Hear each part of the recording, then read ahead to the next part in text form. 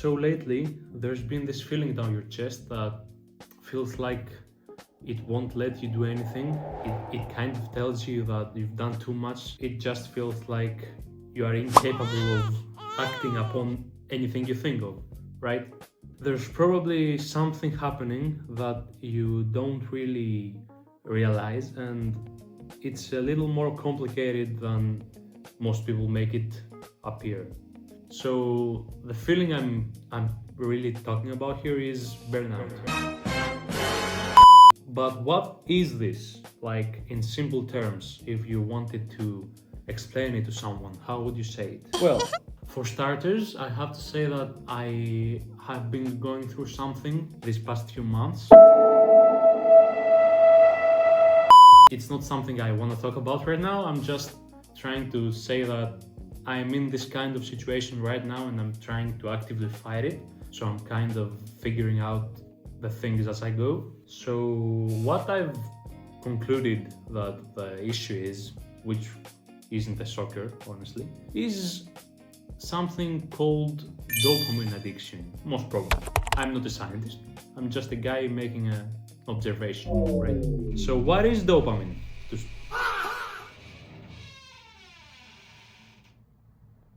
So what is dopamine? Dopamine is a hormone which basically tells you you're happy. Okay. That's the simplest way I can put it. And the thing is that we as people, we like dopamine, so we actively try and chase it. Now, every person has a different way of acquiring it, but in the majority of circumstances, the easier the way to get the dopamine, the bigger the addiction. Basically, as humans, as a human species, we are hardwired to chase dopamine because that's how we feel good, right? With, I don't know, sexual intercourse or getting better as a person, like working out or making more money or whatever. Those are just some ways that you can acquire it. And there are many more mechanisms through which you get it, easier or harder, it depends. One of those is your diet. Now, your diet plays a crucial, I'd say, role in how you feel. And in case you haven't noticed it yet, how you feel basically depends on your hormones, dopamine, cortisol, which is the stress hormone, and a variety of other hormones which I won't name because I don't really know. The better you feed yourself with real food and not processed shit or whatever, the better you will feel, not only physically but mentally. That's the whole premise. Now, the thing is, there are many other things that affect dopamine, and most of them have to do with the actions we do every day. One of those, which is very important, is the promises you make to yourself and how or if you see them through. Like if you say you'll wake up at 7 a.m. and you end up not waking up at that time, and you go like, I don't know, 8, 9, whatever. You don't work out in the morning as you said you would the night before. This is a compounding effect of breaking a small promise to yourself. Like, you won't notice it immediately, but as the days go on and you don't wake up at the time you said, or you said you were gonna, I don't know, call a client that you had on the hook and you were pretty sure they were gonna buy, but you chickened out because, I don't know, you're a pussy or something, I don't know. So those promises end up compounding and they make you feel like utter shit, like you are not worth anything. Mainly because your word doesn't mean anything. That's the most important behind all of those. If you say something and you don't do it for yourself, things get kinda tough, not gonna lie. That's another thing. So, to get back to the point that you are feeling burnt out and like shit, basically, you have basically programmed your brain lately to chase dopamine, as I said, in the easiest possible way. And I don't mean to get cliche here, but the truth is that one of those ways is social media and the short content that has completely taken over most platforms, all of them, I'd say, actually.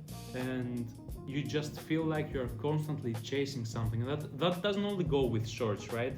The same applies to like something that gets you dopamine really easily, really fast. And one of those things is masturbation. Like, let me hide behind that finger here, right? So things that get you basically high quickly.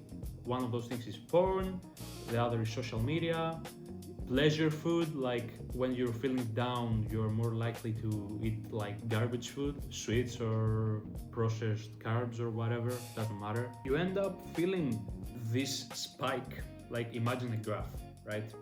There you have your mood here, and then you eat, I don't know, a Snickers bar or something, and there is a dopamine spike right here. Then the crash doesn't come back to here, it goes back to here for some reason. I don't know why. I'm not a scientist, as I said.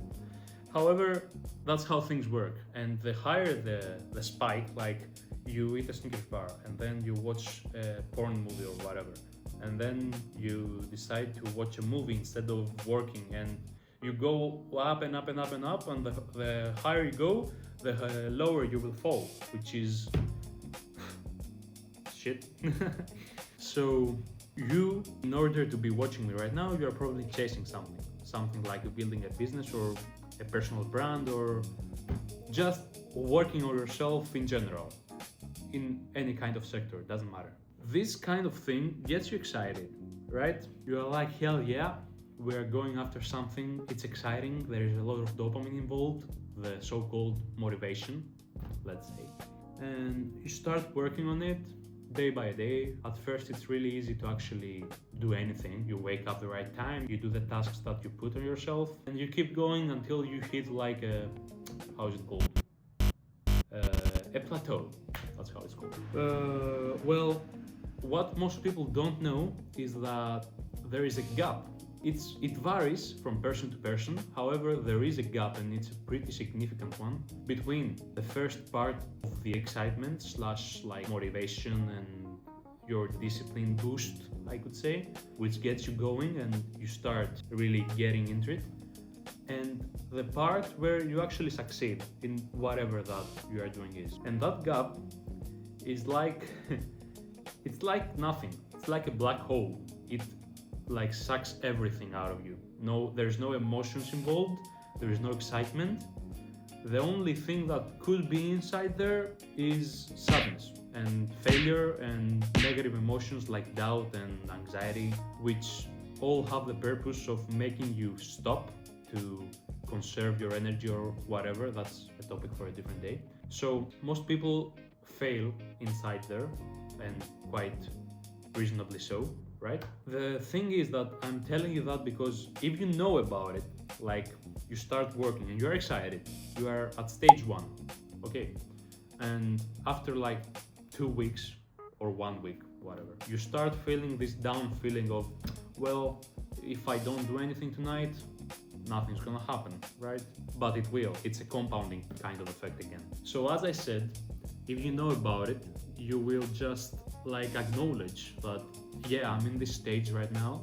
It's supposed to suck. Like, I do not expect to have fun here, but it is necessary to get to the next level, right? So for me, that worked. It's just a way that I've found to be efficient, knowing the problem before it comes to you. So when it arises, you're like, yeah, of course, I saw it coming. Like, it's still gonna suck. Like, don't get me wrong here, but at least you knew about it. So that's a way that I've found that you won't give up.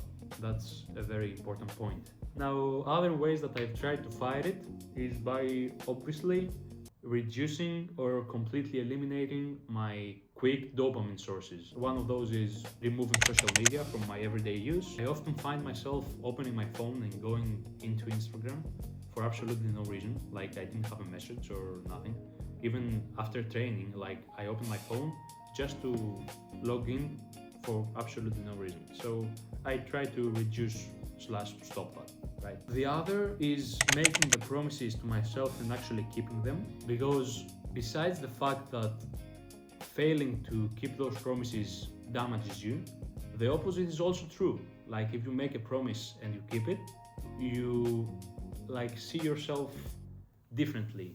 your word actually means something this time and you can trust yourself. That's the main point here. So yeah, that's basically what I wanted to talk about here, because I've been having this issue for a while now, and I'm not gonna lie, I'm kind of ashamed for how the past few months have gone.